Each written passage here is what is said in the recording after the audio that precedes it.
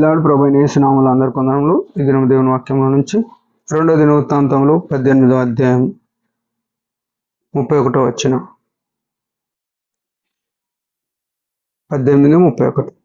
కాగా యెహోషాపాతు కనబడుటతోనే రథాధిపతులు అతడు ఇశ్రాయేలు రాజు అనుకొని యుద్ధము చేయుటకు అతన్ని చుట్టుకొనిరి. గాని యెహోషాపాతు మొరపెట్టినందున యెహోవా అతనికి సహాయము చేసెను. దేవుడు అతని యొద్ద నుండి వారు తొలగిపోనట్లు చేసెను. ఎట్లనగా రథాధిపతులు అతడు ఇశ్రాయేలు రాజు కాడని తెలుసుకొని అతన్ని తరుముట మాని తిరిగిపోయిరి.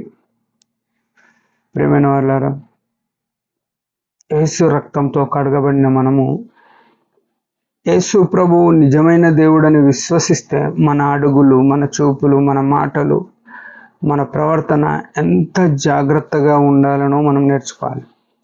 ఇక్కడ రాయబడిన మాట, యెహోషాపాతు ఈయన ఏం చేసినాడంటే దేవునికి ఆయాసంగా ఉన్న వ్యక్తులతో యెహోషాపాతు స్నేహం చేసినాడు. ఆహాబుతో స్నేహం చేసినాడు. ఆహాబుతో యుద్ధానికి పోయినాడు. ఆ యుద్ధానికి పోయినప్పుడు జరిగిన విషయం ఇది. యుద్ధంలో ఏమైందంటే ఈయన రాజవస్త్రములు వేసుకొని ఉన్నాడు. అయితే ఇశ్రాయేలు రాజు అనుకొని రథ సారథులు అధిపతులు ఏం చేసినారంటే ఈయన రథాన్ని చుట్టుకున్నారు. యుద్ధంలో ఒక ముఖ్యమైన విషయం ఏం జరుగుతుందంటే రాజును చంపేస్తే ఆటోమేటిక్ మిగతాళ్ళంతా ఓడిపోతారు. అది యుద్ధం యొక్క నియమం. రాజు లేని సేనలు చెదిరిపోతాయి అని ఉంటుంది. ఒక నానుడి, అది ఒక అదేమంటారు సామెత. రాజు లేని సేనలు చెదిరిపోతాయి. అట్లాగే వీళ్ళు ఏం చేసినారంటే రాజు ఇశ్రాయేల్ రాజునే అనుకొని యెహోషాపాతును తరిమినారు. తరిమినప్పుడు అతడు ఏం చేసినాడంటే దేవునికి మొరపెట్టినాడు. దేవుడు అక్కడిని వారందరినీ తొలగిపోనట్లుగా చేసినాడు. వాళ్ళు తరుముట మాన్నారు. ఇక్కడ యేసు రక్తంతో కడగబడిన మనము గుర్తుంచుకోవాల్సిన విషయం ఏంటంటే మనమున్న పరిస్థితి ఏది అనే విషయం మనం పట్టించుకోవద్దు. ఇది గుర్తుపెట్టుకోవాలి. మనం ఏం చేస్తామంటే కొన్ని పరిస్థితులలో ఎప్పుడు ఎవరు ప్రార్థన చేస్తారో, ఎట్లాంటి అప్పుడు ఏం ప్రార్థన చేస్తాం, ఇది ప్రార్థన చేసే టైం కాదు, ప్రార్థన చేసే ప్లేస్ కాదు అని చాలాసార్లు ప్రార్థన మానేస్తాం. కానీ యెహోషాపాతు ఏం చేసినాడంటే తాను పోయింది శత్రువులతో పోయినాడు, శత్రువులకు సాయం చేయడానికి పోయినాడు. కానీ పరిస్థితి చేయి దాటిపోయినప్పుడు, ప్రాణ సంకటం వచ్చినప్పుడు అతడు దేవునికి మొరపెట్టినాడు. మన జీవితంలో కూడా మనం గుర్తుంచుకోవాలి. పరిస్థితులు చేయి దాటిపోయినప్పుడు, మన చేతిలో ఏం లేదు, అయిపోయింది, నా జీవితం అయిపోయింది, లేకుంటే నా కుటుంబం అయిపోయింది, నా సంఘం అయిపోయింది, నా పరిస్థితి బాగు చేసేటోళ్ళు ఎవరు దిక్కులేరు అనే పరిస్థితి మనకు అనిపించినప్పుడు మనం పోవాల్సింది ఎవరి దగ్గరకంటే యేసు ప్రభు దగ్గరకు పోవాలి. ప్రభువా నాకు సాయం చేయి, ప్రభువా నన్ను ఆదుకో అని చేయాలి. కానీ ఇప్పుడు దేవుడు చూడు ఎంత కనికరపూర్ణుడంటే తాను మొరపెట్టు వారందరికీ యెహోవా ప్రసన్నుడు అని ఉంది. ఎవని మనస్సు యెహోవా మీద అనుకొనునో ఆయన పూర్ణ శాంతి గలవానుగా చేస్తానని యెషయా 26వ అధ్యాయంలో రాసి ఉంటారు.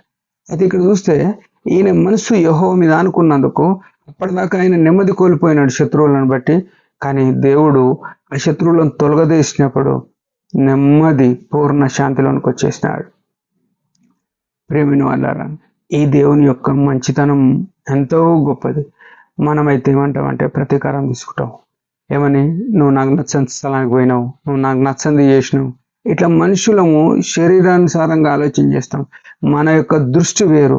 యేసు ప్రభువుని నమ్మిన మనం కూడా ఇతరులను క్షమించే విషయంలో, ఇతరులను ప్రేమించే విషయంలో యేసు ప్రభు యొక్క దృష్టిలో యేసు ప్రభు నా స్థలంలో ఉంటే ఏం చేస్తాడు, లేకుంటే ఈ సిచ్యువేషన్లో యేసు ప్రభు ఏం చేస్తాడు అనే విజ్ఞత కలిగి మనం ఆలోచన చేస్తే ఎంతో మంది సహోదరులను రక్షిస్తాం, ఎన్నో కుటుంబాలను కడతాం, ఎన్నో సంఘాలను బాగు చేసుకోగలుగుతాం. ప్రియమైన వాళ్ళారా, మన ప్రార్థన జీవితం ఎప్పటికీ యెహోషాపాతు లేకుండా ఆ దేవుడు అయితే ఎప్పుడు కనికరపూర్ణుడే. అది గుర్తుపెట్టుకోవాలి. విలాప వాక్యంలో 3వ అధ్యాయంలో 33వ వచనంలో ఉంది, ఆయన ఎవరికి హృదయపూర్వకంగా ఆయనను విచారమైనను బాధనైనను కలగజేయడు. ఎంత కనికరం కదా. ఆ మాట గుర్తుపెట్టుకొని మన జీవితాన్ని దేవునికి మహిమకరంగా జీవిద్దాం. యెహోషాపాతు లేక ప్రార్థన కలిగి జీవిద్దాం. దేవుడి మాట దించి వచ్చిన ప్రార్థన. పరమ తండ్రి యేసు ప్రభువు నామములో వందనాలు. మాకు ఇచ్చిన ఆయుష్ను బట్టి స్తోత్రం. మా జీవితంలో కూడా యెహోషాపాతు లేక ప్రార్థన జీవితం ఉన్నట్లు కృపణీయమని బలహీనతలన్నిటి నుంచి విడిపించుకొని నా మచ్చొక్కడు సజీవుడైన యేసు నామములో ప్రార్థించి అడుగుతున్నాను. మీరందరి పరిచయం శుభాకాంక్షలు. Praise the lord.